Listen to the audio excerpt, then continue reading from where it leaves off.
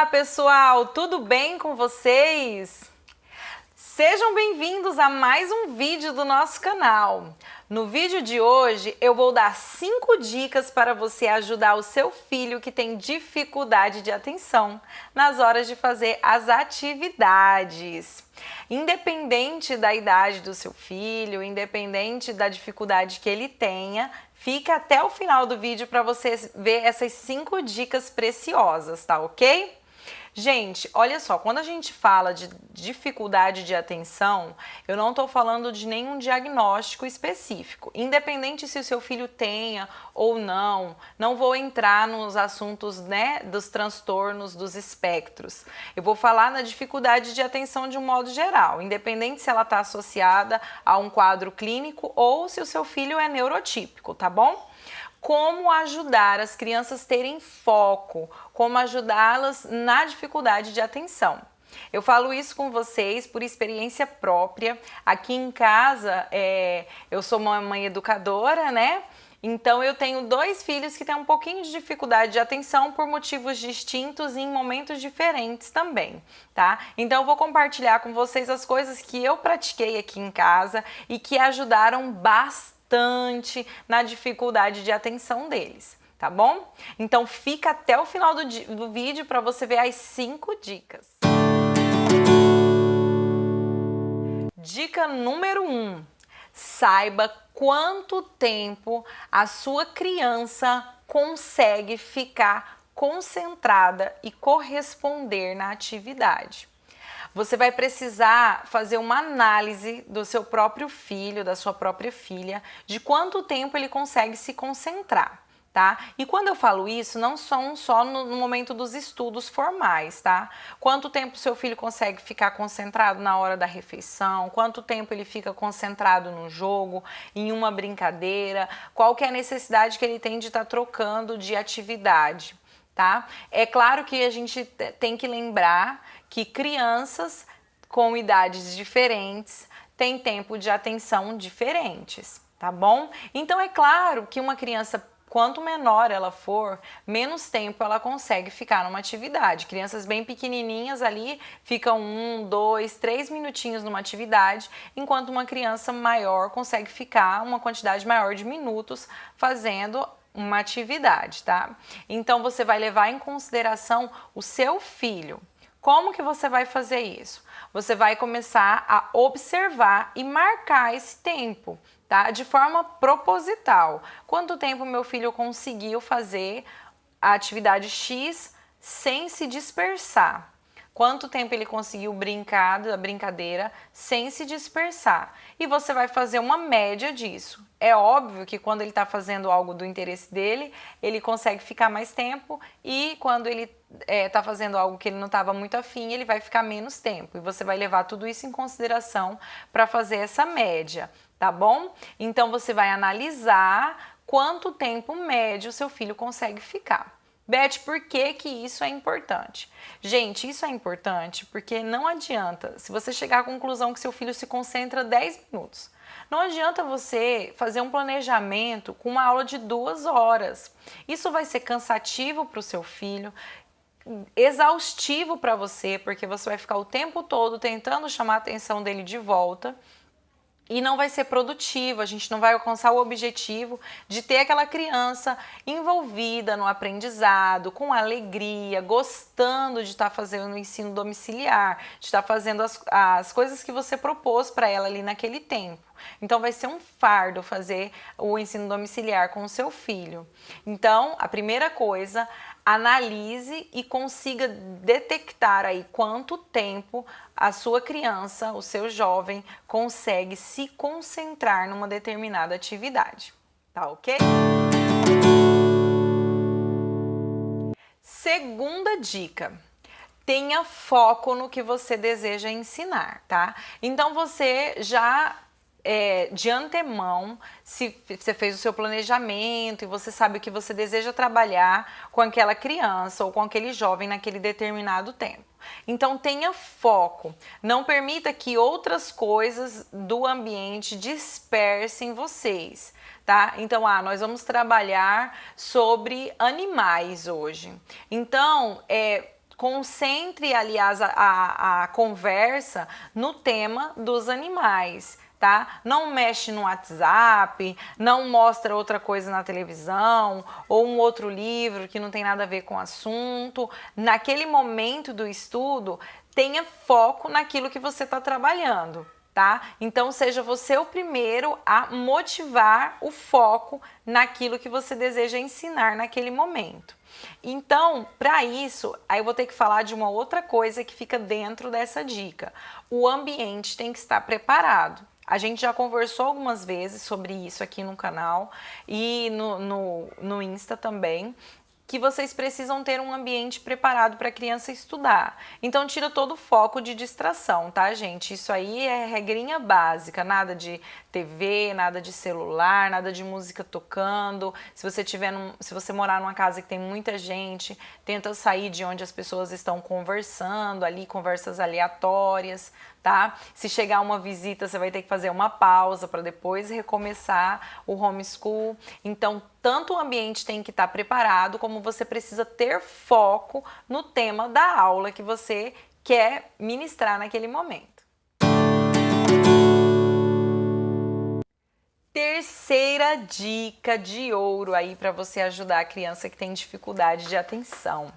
Esteja com a atividade preparada antes de você chamar a criança, antes de você chamar o jovem para fazer aquela atividade, tá? Então você já se organizou, o ambiente está preparado, né? E você vai trabalhar, vamos continuar no exemplo dos animais, você vai trabalhar ali uma pintura com a criança. Então você já tenha tudo que você precisa. Se você precisa imprimir aquela imagem, já deixa ela impressa antes. Se você vai precisar de tinta, pincel, ou você deixa no jeitinho que a criança vai pegar e levar para a mesa, ou você já deixa ali na mesa separado. Todo o material que você for precisar, você já se organiza com antecedência. Porque o que acontece? Se você pega uma criança que tem dificuldade de concentração e fala, fulano, vamos estudar. Mas espera aí que a mamãe ainda vai imprimir a sua atividade. Senta aqui. Aquela criança ela já vai perder o foco. Ou então, no meio da atividade, nós vamos precisar também de canetinhas, mas não acho a canetinha e aquela confusão para encontrar o resto do material, e aquela criança ela vai se dispersar. Então, você já tenha tudo à mão, a atividade, os materiais, o espaço físico que ela vai precisar, se é alguma coisa de exploração, você já organiza com a criança antes, já deixa ela prontinha, se vocês vão precisar sair de casa para fazer aquilo, dar uma volta no quarteirão, você já deixa tudo preparado antes para a criança não perder o foco durante a atividade. Ok? Então, essa terceira dica é para você se organizar com antecedência e preparar tudo o que você precisa para aquele momento daquela aula. Fica aí essa dica. Quarta dica para você ajudar aí na concentração do seu filho. Antes de você começar a atividade, antes do momento ali que você separou para os estudos, faça alguma atividade volta calma. Isso vai depender muito da criança, né, do que ela gosta de fazer e da idade também.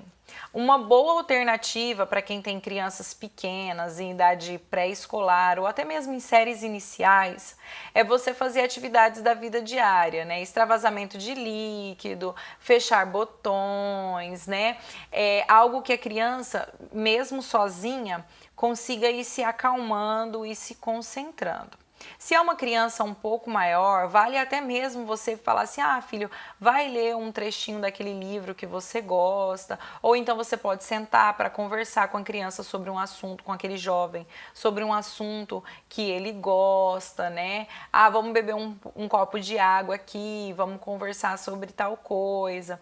Você precisa estabelecer uma estratégia de volta à calma. Porque normalmente, né, a criança ou o jovem está fazendo outra coisa antes do momento da aula. Seja fazendo um afazer doméstico, seja jogando um jogo, seja brincando de alguma coisa, ou até mesmo andando para lá e para cá, estava no quintal, alguma coisa agitada, né, ouvindo uma música, e aí você já pega aquela criança ou aquele jovem, joga numa atividade, ele ainda está com a mente muito acelerada. Então ele precisa de algo para voltar à calma, tá? Coisa pequenininha, gente, 5 minutinhos, às vezes uma partidinha de dama, um joguinho de quebra-cabeça, aquela criança, aquele jovem vai conseguir voltar à calma. Tá? Independente da idade, sempre vai ter alguma coisa útil, tá? Seja um livro, seja uma massinha, eu repito, você vai ter que fazer algo que também seja prazeroso para ele, né?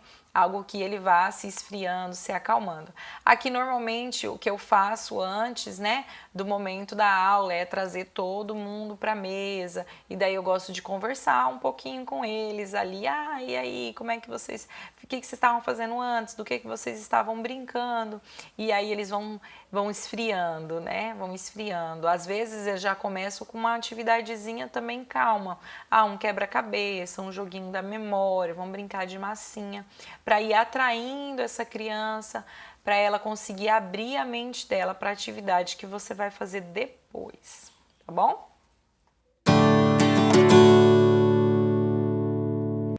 Quinta e última dica de ouro aí para você ajudar a sua criança que tem dificuldade de atenção.